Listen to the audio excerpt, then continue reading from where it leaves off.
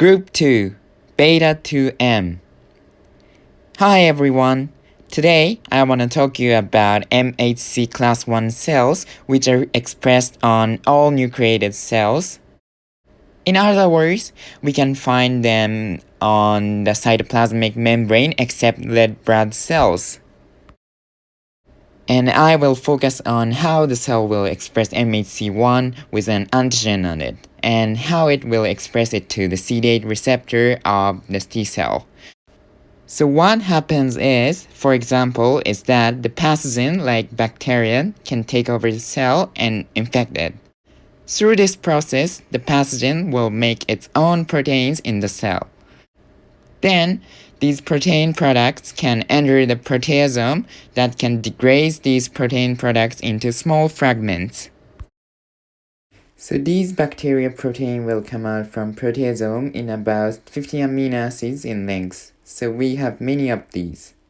And then these small fragments can enter the endoplasmic reticulum through TAP transporter, which is composed of TAP1 and 2. Then let's focus on MHC1. Ribosome's function is to make proteins, and this is making MHC1 proteins, which is about 45 kilodaltons in mass. However, it is incomplete because it is only composed of alpha 1, 2, and 3 domains. This incomplete MHC1 is bound to a protein called calnexin. This calnexin functions as a chaperone. Following this, the another protein called beta-2M, about 12 kilodaltons in mass, will be attached to this incomplete MHC class 1, and this is the final step of making the complete MHC class 1 cell.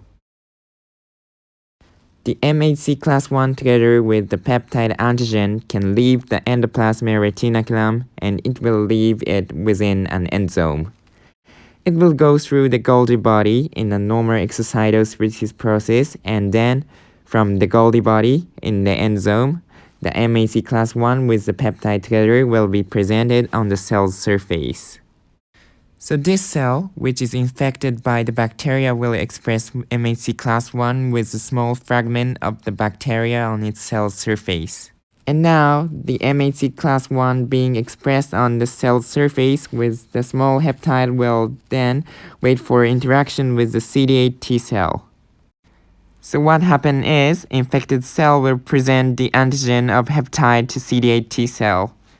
Then, the CD8 receptor will check if it is MHC class 1 being expressed because the CD8 only interacts with MHC class 1.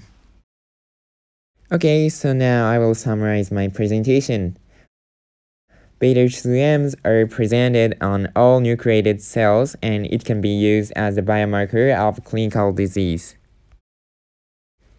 It is similar in size and organization to alpha-3 domain, and it is bound to alpha chain non-covalently and is essential for proper folding of alpha chain.